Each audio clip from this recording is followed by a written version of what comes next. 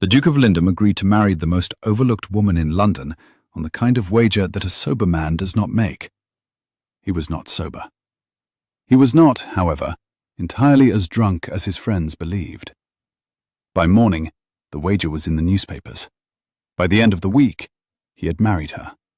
And by the following Thursday, the three men who had laughed loudest at the wager in the smoking room of White's were each discovering, separately and to their great inconvenience, that a woman no lord in London had noticed for 3 seasons was a woman the whole of London could not now stop looking at. This is the story of a dare, a bride, a Yorkshire estate that no one at the club had heard of, and a punishment that turned out, by all accounts, to be the best thing that had ever happened to Oliver Redgrave, 8th Duke of Lyndom, though it took him rather longer than his wife to say so.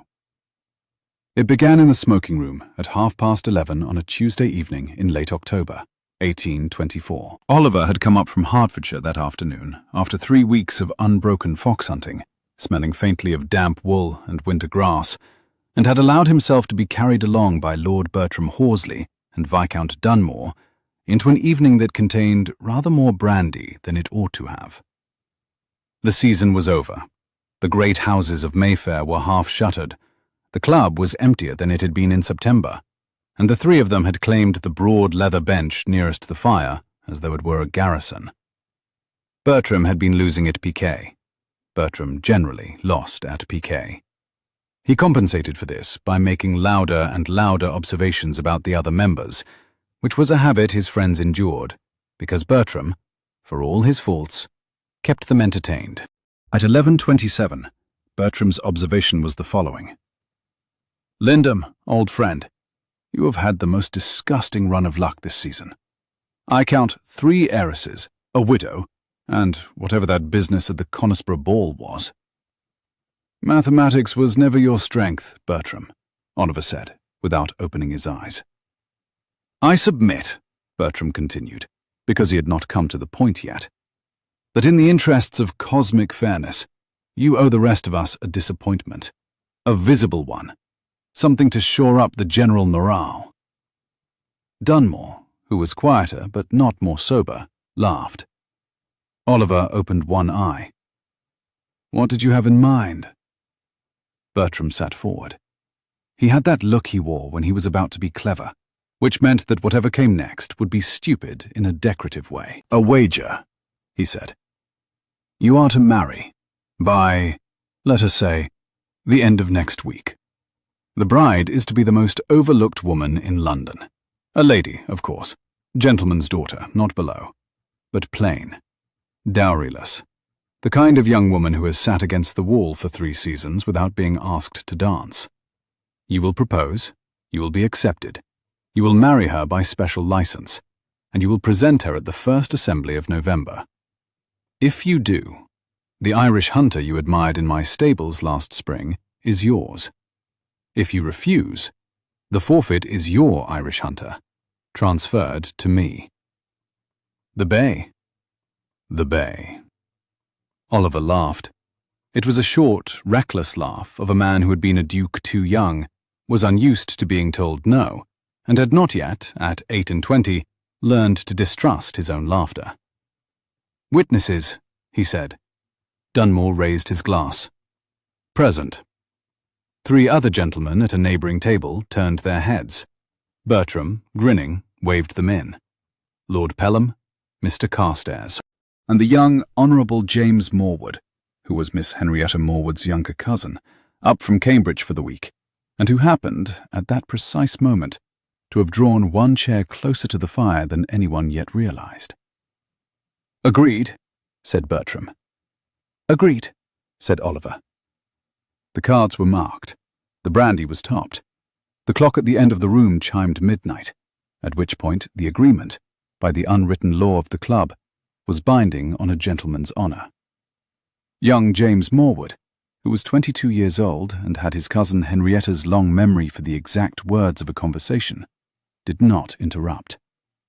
He finished his single glass of port. He rose quietly 20 minutes later. He walked back to his lodgings in Jermyn Street. He wrote his cousin a letter. The letter was delivered to Miss Henrietta Morwood at her uncle's house in Great Ormond Street at 7 the next morning, along with the second post. Henrietta read it over her toast. She set the letter down. She picked up her tea.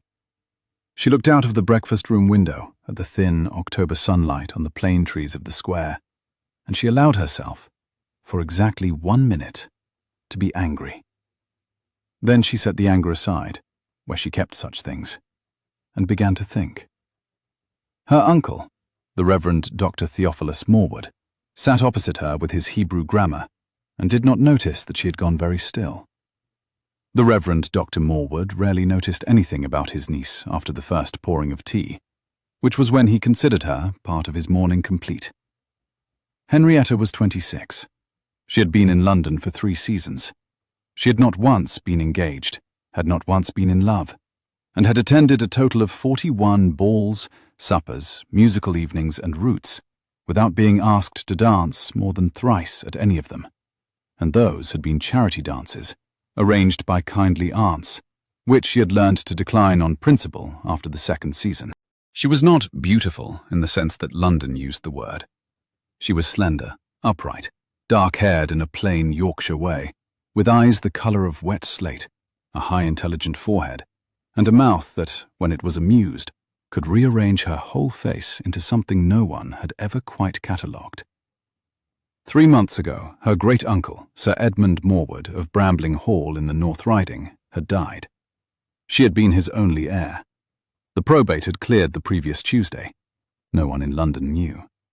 She had come to London that particular autumn, after the season, deliberately, to visit her uncle Theophilus and to make certain arrangements, privately, with the family solicitor at Lincoln's Inn. She was to return to Yorkshire in a fortnight. She would not, under ordinary circumstances, have been at any gathering where the Duke of Lyndom might find her. Ordinary circumstances, however, had just altered. Henrietta took her pen and her pocket-book, and she wrote down, in her very small, scholarly hand, the following. The assembly at Lady Conisborough's tomorrow evening. The musical soirée at Mrs. Fortescue's on Thursday. And then a third line, underscored once, for emphasis. Do nothing. Because Henrietta Morwood was not a woman who charged her own wedding. She intended to let the Duke of Lyndom find her. He did.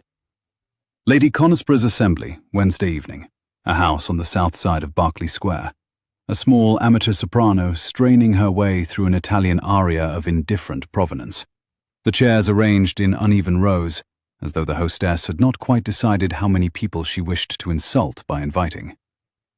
Henrietta sat toward the back in a pewter-grey watered silk with a narrow band of crimson at the hem and sleeves. She had chosen the colour with deliberation. A woman who is to be overlooked does not wear grey. She wears rose, or primrose, or pale blue, or any of the pastel shades in which a young lady performs invisibility. Henrietta had done her invisibility in pastel for 3 seasons. She was done. Tonight she wore slate, the colour of her eyes, with a single thread of blood-red silk that said, I am here. Notice it, or do not. A book was open on her lap. She was not reading it. The Duke of Lyndom, following her cousin's quietly worded hint, had arrived at 8:20. He was wearing a dark green tailcoat over a cream silk waistcoat, buff breeches, polished hessians. His dark chestnut hair had been trimmed that afternoon. His steel blue eyes, which had been the subject of a great many private speculations in every drawing-room within 2 miles of Hanover Square for the last 7 years, were, for the first time in his adult life, looking for one particular woman in a room. He found her inside 90 seconds. He made his way toward her, not quickly. He was still the Duke of Lyndom. He did not hurry through a room for any woman, but without any of the diversionary stops he usually made along the way. He passed Lady Conisborough with a single polite bow. He passed the Miss Felthams, who rose 3 inches in their chairs in evident hope. He did not stop. He arrived at the empty chair next to Miss Morwood as the soprano, in a final aria, reached for a high C that had been promised but not, in the event, delivered. Miss Morwood, he said. Henrietta looked up from her book. Your Grace? "I believe," Oliver said, "we have been introduced." "Twice, Your Grace. Once at Lady Forster's in June of 22, once at the Royal Academy in March of last year.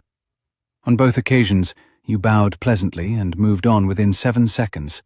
I timed you on the second occasion, out of mild scientific interest." Oliver stared at her, and then, to his own astonishment, he laughed.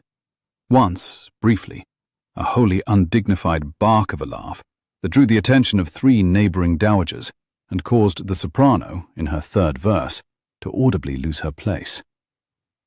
"I am not," Henrietta observed, "doing this for the attention, Your Grace. I believe you are." "I believe," Oliver said when he had recovered, "I deserved that." "Deserved is a strong verb, Your Grace. Earned, perhaps." "Earned, then." "May I ask why you are sitting beside me?"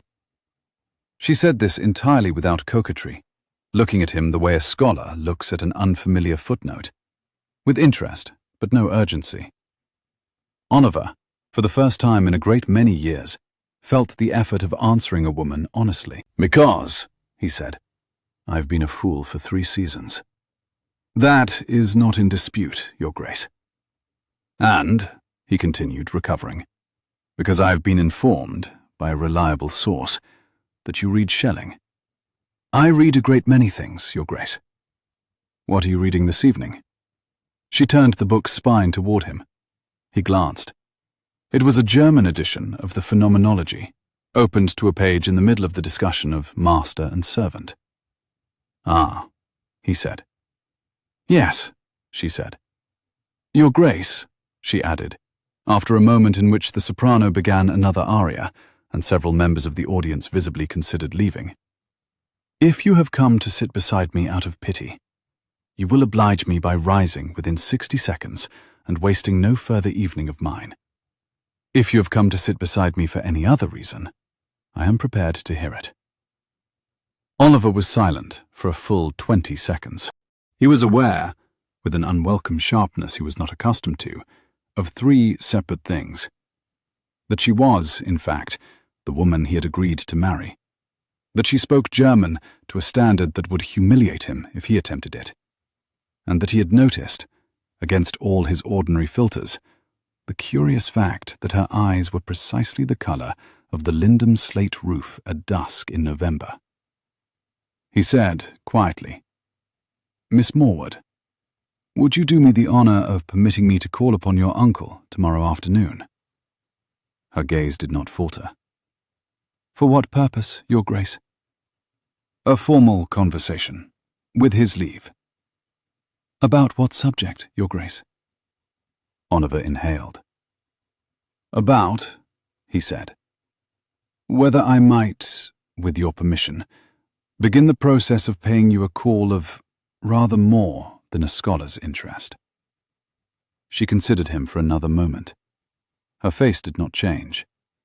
The soprano, unsupported, stumbled. "You may call, Your Grace," she said. "Tea is at 4. My uncle is deaf on his left side.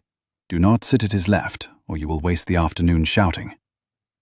"Thank you," said the Duke of Lyndom. "Your Grace," she said as he rose. "Yes." "Do not," she said quietly, "undertake this if you are doing it for a wager." Oliver, halfway to standing, became very still. "I beg your pardon," he said. "You heard me perfectly well, Your Grace. I have the misfortune of a cousin with a good memory who was in the club last night. I will not repeat the word. I will only tell you, plainly, that if this is a continuation of that conversation, we will not have another, and my uncle will not be at home tomorrow at any hour you may name." Oliver sat down again. He sat for a full minute without speaking. Then he said, very quietly, and with an expression his closest friends would not have recognized, "Miss Morwood, I made that wager. I accepted it. I have come here tonight in particular, because the wager gave me a reason to look where I should have looked 3 seasons ago. I have sat beside you for 7 minutes. I am no longer making the wager. I am asking." She studied him. "That," she said, "is a distinct improvement, Your Grace." "Thank you." "And you will not," she continued, "discharge the wager by pretending that you have not made it. If this proceeds, you will, on our first morning as a married couple, tell me about it, in full and in your own words, and we will speak of it together and decide what is to be done about Lord Horsley, who seems to me to have the manners of a boy who has never lost at anything that mattered. Do you understand me, Your Grace?" "I understand you, Miss Morwood." "Then you may call tomorrow. 4 o'clock, my uncle's drawing room. Do not bring flowers. My uncle is allergic to hothouse roses, and I myself am tiring of gentlemen who use them as a substitute for a sentence." Oliver stood. "Miss Morwood." "Your Grace?" He bowed. He walked out of Lady Conisper's drawing room, a different man from the one who had walked in, which was a transformation Lady Conisper's soprano could not claim to have produced in anyone else present. He was not, it must be said, yet a good man. But he had just, for the first time in his life, been spoken to as though he could become one. The Reverend Dr. Theophilus Morwood received the Duke of Lyndom at 4 o'clock the following afternoon, in his drawing room in Great Ormond Street, seated in his most comfortable chair, with his niece to his right, a tea service between them, and a deeply incurious expression on his face, which Oliver had been warned of, and which Oliver, within 3 minutes, began to understand. Dr. Morwood drank 2 cups of tea, ate 3 pieces of shortbread, made a single observation about the rainy weather, and mentioned, in passing, that his niece was a woman of independent judgment, and that he did not consider it his business to manage her on this point, as he had not managed her on any other for some years, and had, he believed, been wise in his neglect. Dr. Morwood then excused himself to his study to resume his Hebrew grammar. Henrietta and Oliver were left alone with the tea service and the light of a grey October afternoon. He sat forward. He set his cup down. He said, "Miss Morwood, I have thought about nothing since last night." "That is a very short interval, Your Grace." "It is a truthful one." "It is also," she said, "a sentence a great many gentlemen have said to a great many young women in the last 70 years, and it has not, on the whole, been an accurate predictor of anything." "Miss Morwood." "Your Grace." "Will you," he said, "marry me?" She did not answer immediately. She set her cup down. She folded her hands on her lap in the way of a woman who has rehearsed her answer and is now determining the order of its clauses. "Yes," she said. "I will marry you, Your Grace, upon 6 conditions." "Name them." 1. We will marry by special license within 7 days, because your wager gives me no better leverage than the present moment, and I intend to use it. 2. You will inform Lord Horsley of the marriage personally, before the announcement is printed, and in my hearing. 3. We will sign, before the wedding, a settlement that leaves me in full independent possession of any property I currently hold or may later inherit. 4. We will have separate bedchambers in every house we occupy, until such time as either of us wishes otherwise, at which point the one who wishes it will ask the other in plain English, and the other will answer in plain English. 5. We will not lie to one another, Your Grace, on any subject of importance, from the smallest domestic preference to the largest political question. And 6. I will go to Brambling Hall, my estate in the North Riding, for not less than 4 months each year, and you will come with me for at least 2 of those, and you will not complain of the roads. She paused. Do you agree, Your Grace? Oliver, who had come to the house expecting to spend the afternoon persuading her, realized that he had been already accepted, conditionally, and that his remaining task was to assent. I agree, he said, to all 6 conditions. Then I will marry you, Your Grace. Miss Morwood. Oliver. Henrietta. That is better. They married 4 days later at a parish church in Hanover Square on a damp morning, with her uncle, her cousin James, 2 elderly Morwood aunts, Oliver's valet, Oliver's man of business, and Oliver's groomsman, who was an old Eton friend called Charles Eldridge, not Bertram, not Dunmore, in attendance. She wore ivory silk with a single band of ruby red velvet at the waist, a small lace veil, no flowers, a plain gold band. He wore a dark blue coat and a cream waistcoat, and a cravat that his valet had, for the first time in 4 years, not had to tie twice. They walked out into the October rain together and climbed into a closed carriage that took them back to Lyndom House in Grosvenor Square, where breakfast was served at 11 in the small breakfast room, which faced the garden, and which had, that morning, been laid with white hothouse chrysanthemums, because Oliver had remembered, against his usual run of memory, that she had said nothing against chrysanthemums. She sat across from him and observed this. She smiled once and did not mention it. She poured the coffee. She said, "Oliver, Henrietta, I have 3 pieces of information for you. I believe this is the appropriate moment, and our settlement is signed, so there is no longer any reason to defer." "Go on." "My great-uncle, Sir Edmund Morwood, died in July. I was his only heir. Probate cleared last Tuesday. I am in full possession of Brambling Hall, a country seat of some 10,000 acres in the North Riding of Yorkshire, with a stone library that housed his personal collection of Greek and German manuscripts, and an annual income from the estate of £7,800. Oliver's hand, which had been raising a spoon toward his coffee, stopped halfway. "Henrietta." "I am not," she said mildly. "Finished. Please. Second, I have been in London this autumn, after the season, specifically because I had business with my solicitor at Lincoln's Inn. I have no dowry on paper, because I did not wish to have one. I do not wish to be married for an income of mine. I do not, in general, wish to be managed." "Understood." Third, she drank a small sip of coffee. "I have known about Lord Horsley's wager since the morning after it was made. My cousin James wrote to me. I came to Lady Conisborough's specifically because I wished to see, with my own eyes, what kind of man you would be when you looked for me. I had determined, before you arrived, that I would accept you if you sat down and spoke to me as a reasonable adult, and decline you if you did not. You sat down. You spoke to me as a reasonable adult within 3 sentences. You asked for my uncle's leave within 7 minutes. Therefore, I accepted." Oliver was silent for what felt, to him, like a very long time. "Henrietta." "Oliver." "I have been," he said, "profoundly underestimating you." "A great many people have, Your Grace. Do not feel singled out. It is a common error." "Is this a—" he hesitated.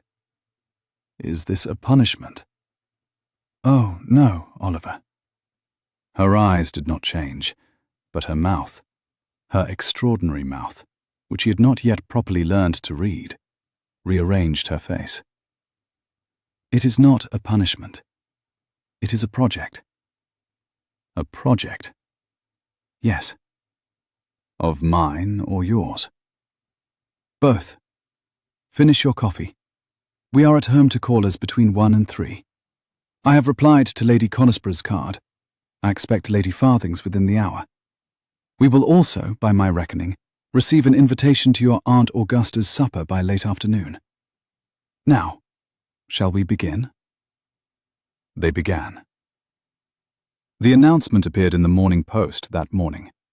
By 1 o'clock, Lord Bertram Horsley, who had been asleep until 11 and was hung to the back of his neck, received the news from his valet. By 2 o'clock, Bertram was in a hansom cab on his way to White's to discover what else he had missed.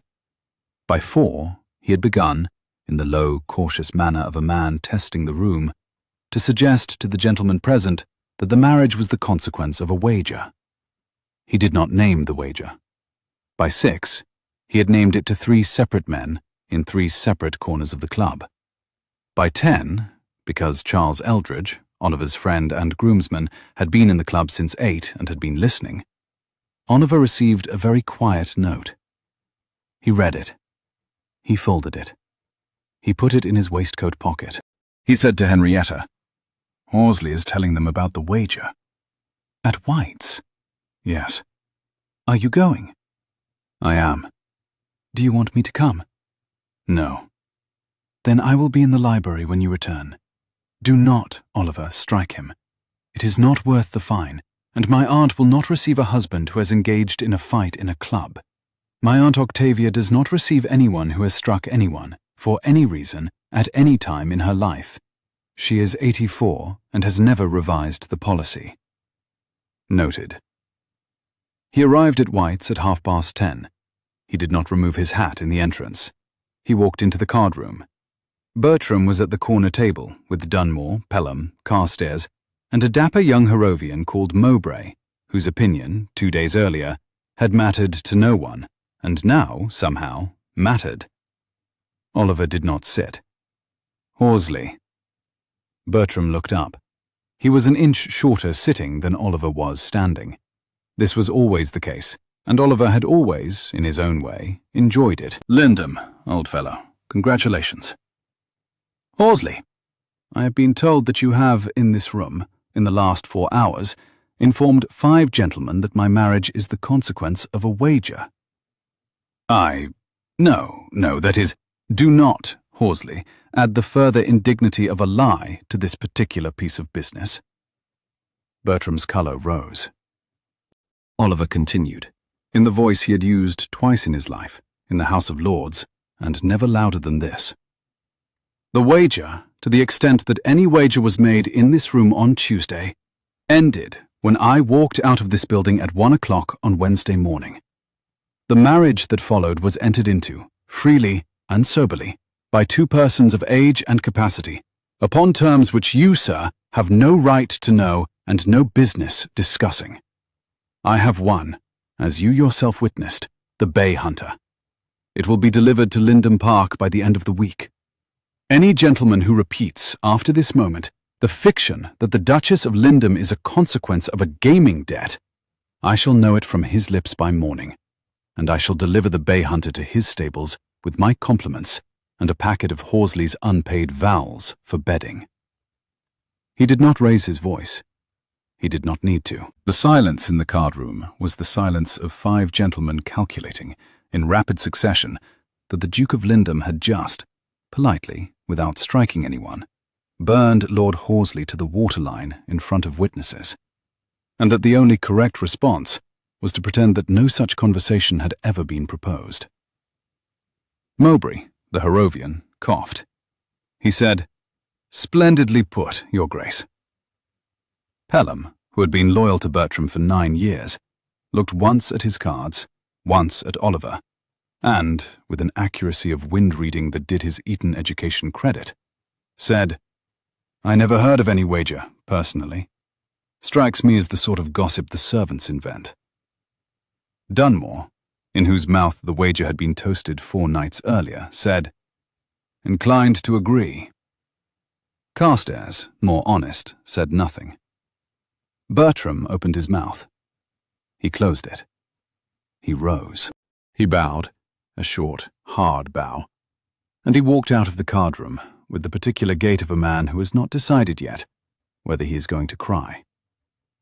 He went, as it happened, straight home. Oliver stayed at White's for 1 more quarter of an hour, long enough to drink a single glass of port, accept the Harrovian's evident admiration with a level nod, and exchange 2 sentences about the weather with Sir Robert Peel, who was passing through. And then he left. He walked home to Grosvenor Square through a very light drizzle. He found Henrietta in the library, reading, a single oil lamp on the table, her slippered feet tucked up under her on the sofa, the ruby velvet band still at her waist. "You did not strike him," she said, without looking up. "I did not strike him." "Your Aunt Octavia's supper is on Friday. You are formally in good standing." "Henrietta." "Oliver." "I do not know how it happened," he said. "The time now, at 8:20, about to become, for the first time in my life, a man worth sitting in a library with. But I am glad of it." She looked up. "That," she said, "is a perfectly adequate opening sentence." She set down her book. "Come and sit by the fire, Oliver. It is cold." He came and sat by the fire. They did not touch. They spoke, quietly, for an hour, about his Aunt Octavia, about the acre at Brambling Hall that she wished to drain, about the bay hunter, which, in fact, she proposed they rename, and about the 2 footmen of Oliver's, who she believed were too handsome to be kept in the front hall, on the logic that she had seen Mrs. Brownlow's daughter come to call specifically in order to stare at them. At midnight, she rose. She gave him her hand. "Good night, Oliver." "Good night, Henrietta." "I meant," she added from the doorway, "what I said at breakfast. I do not wish to be managed, but I am, as it happens, capable of wishing. If and when I do, you will know." He bowed. She went up. He stayed in the library until the fire was ash, and then he went up himself. And he did not, that night, sleep for some time. Lady Augusta, Dowager Duchess of Westmarch, at 64, was Oliver's mother's elder sister and his godmother, and was, by common consent, the most terrifying woman in the county of Middlesex. She was also his closest surviving relative on his mother's side, and she had not spoken kindly to him for 6 months. Her supper on Friday was, therefore, the first true test. Henrietta wore for this occasion a peacock blue velvet evening gown, of a shade her new Parisian maid, Marie, had identified within 7 minutes of examining her colouring, and which Marie described, in her careful French, as the only possible colour for a woman whose eyes were in open dispute with the rest of her face. With it, she wore a simple gold locket that had been her mother's, a pair of garnet eardrops, and her hair dressed high and smooth, in a style Henrietta had never attempted in London, and which rearranged her face into something very nearly arresting. Oliver, who had never seen her in velvet, forgot, briefly, how to tie his own cravat. Aunt Augusta's dining room held 16. The supper was for 12. Oliver, Henrietta, Aunt Augusta herself, 3 of Aunt Augusta's ancient contemporaries whose collective weight of reputation could sink a small ship, the Bishop of London, Lady Farthing, a young poet, 2 widowed viscountesses of opposite politics, and Charles Eldridge, who had been included at Oliver's quiet request. Aunt Augusta received Henrietta at the door with a look that could have scored glass. "So," she said, "you are the one." "I am, Your Grace." "I have been given to understand that you read German." "I do, Your Grace."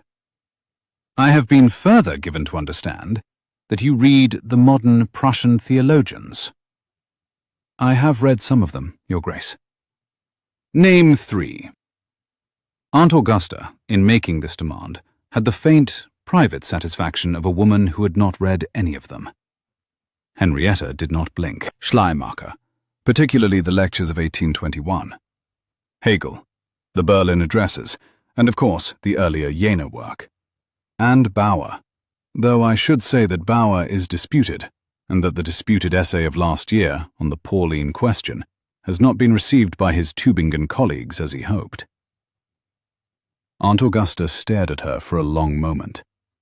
Aunt Augusta was not a woman who had been stared down in her own house in 30 years.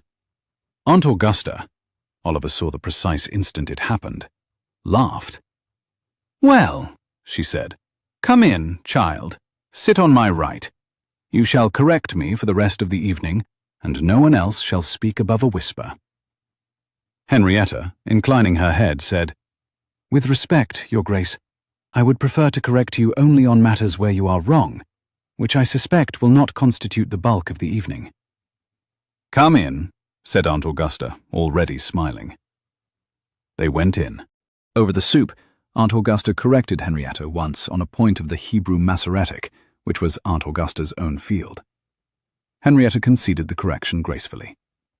Over the fish, Henrietta corrected Aunt Augusta once on a matter of German verbal aspect, very quietly, with half a smile. Aunt Augusta, to the astonishment of two widowed viscountesses and the Bishop of London, accepted the correction with both hands raised. By the time the port was set, Aunt Augusta had invited Henrietta to read the Phenomenology with her on Tuesdays. By the time Henrietta rose with the ladies, the widowed viscountess of conservative politics had privately decided to invite her to a small supper of her own. The widowed viscountess of liberal politics had privately decided the same. The Bishop of London had decided that the Duke of Lyndom was a more serious man than he had previously credited, and the young poet had decided to write a sonnet. Charles Eldridge at the port said quietly to Oliver, "I have never seen your aunt enjoy herself." "Neither," said Oliver, "have I." He watched his wife cross the dining room with the widowed viscountesses, and he saw, with a clarity that he would later identify as the clarity of a man just falling in love, that Henrietta Morwood, now Duchess of Lyndom, was the centre of gravity of that room, and that he had never, in his 28 years, been the centre of anything. It was, he later realized, the finest possible outcome of an evening that might have ended his social life. It did not end Lord Bertram Horsley's social life, precisely, but it began the long, slow erosion of it. 3 days after the supper, Bertram published, under a thinly disguised nom de plume, a paragraph in a gossip sheet that named the new Duchess of Lyndom as the Duke's penance bride, rescued from an obscurity so thorough that 3 seasons could not disturb it, and installed in Grosvenor Square by the terms of a drawing-room wager. Aunt Augusta read the paragraph over her morning chocolate. She did not send a note. She sent a carriage. The carriage collected Oliver at 11:30. It took him to his aunt's drawing-room. She was already seated. She did not rise. Lyndom. "Aunt, I have, as you know, 3 nephews, of which you are the least disappointing. I am prepared to exert myself on your behalf. Aunt, you will bring an action against Lord Horsley for libel. You will name me as a character witness. You will name, further, the Bishop of London, Lady Farthing, Mrs. Eldridge, who married your late father's cousin and is the only woman in the county who will say the word fibber in polite company, and Sir Robert Peel, whom I have already consulted by note. I have further consulted Mr. Wainwright of the Middle Temple. He will act. The fine will be £800, and the 2 clubs will eject him without further review. You have my permission to fight this in my name as well as your own. Aunt, do not, Lyndom, tell me that you have considered and rejected this course of action. I am in no humour." "I was," Oliver said, "going to thank you." "Ah." She looked at him for a long moment. "You are fortunate, Oliver. You have married above yourself." "I am aware, Aunt." "Well, Mr. Wainwright will call at 3. Mr. Wainwright called at 3. The action proceeded. It was heard the following month at the Court of King's Bench before a judge who had been educated with the Bishop of London and who did not, in general, have patience for gossip sheet libel. The fine was £800. Lord Horsley, who had been elected to White's in 1819 and to Boodle's in 1820, was requested to withdraw from both. He withdrew. By Christmas he had removed himself to a small estate in Northumberland, belonging to his maternal grandmother, where he remained, with visible reluctance, for 11 months. He was, 2 years later, to marry a country heiress of good name and modest fortune, and to become, to general surprise, a perfectly competent landowner. But he did not, after 1824, return in any serious way to London. The Bay Hunter, delivered to Lyndom Park by the end of the original week, was renamed Phenomenology, and was, on Henrietta's instructions, trained to jump the stone wall at Brambling. She and Oliver went north in the middle of November. The roads were poor. Oliver did not complain. They reached Brambling Hall at dusk on the 3rd day, with the lanterns just lit in the courtyard, and Henrietta stepped down from the carriage into a grey frost that lay in the lee of the south wall and was, he could see, the precise colour of her eyes. She took him first, not into the house, but through the small door in the east garden. "The library wing," she said, "was my great-uncle's life's work. It is mine now. I wish you to see it on the first evening." He followed her. The wing was a long stone gallery with a high timbered ceiling, lit by 2 oil lamps his housekeeper had prepared. The shelves, floor to ceiling, both sides, held books in such numbers that he could not immediately count them. On the end wall hung a small portrait of an austere old gentleman with slate-coloured eyes, which was her great-uncle Edmund, and which Henrietta looked up at with the particular face of a person silently reporting back to a man she had loved. She said, "This is where I grew up, in summers. Uncle Edmund taught me. He taught me Greek, and he taught me German, and he taught me to ride. And he taught me, above all, to listen to a conversation carefully enough that I would not need to speak first. He died in July, in his own chair by the south window, with his spectacles still on his nose. I have not been back since the funeral." Oliver was silent. Henrietta looked at him. "You are," she said, "the first other person I have brought into this room since July, Oliver." "Henrietta." "I did not intend." She paused. "I did not expect to want to tell anyone what this wing has been to me. I find, however, that I wish to tell you." "Thank you." "You are welcome, Oliver."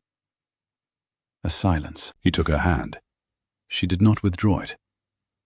"I wish to tell you something else, Henrietta." "Go on." "I am aware that our marriage began as a wager. I am aware that I walked into your uncle's drawing room with a debt of honour to you, which I have not yet finished paying. I am aware that you have been, throughout, the cleverer of the 2 of us, and that you have built, out of my foolishness, a partnership which I did not, 2 months ago, deserve." "Go on, Oliver." "I am in love with you." She looked at him for a long moment. She did not smile, but her face, her whole scholar's face, which he had learned to read by stages over 6 weeks, rearranged itself with a softness he had not yet seen. "Oliver," she said, "that is a problem in domestic philosophy which I shall need your help working out." "Henrietta."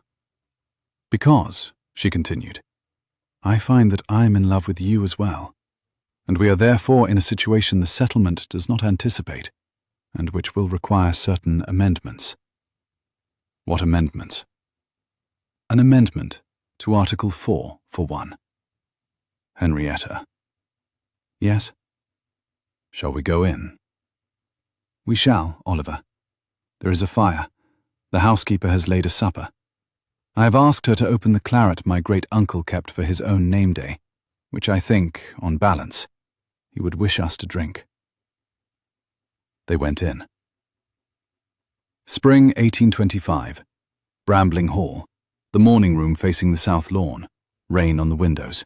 A fire in the grate. A small tartan rug on the hearth.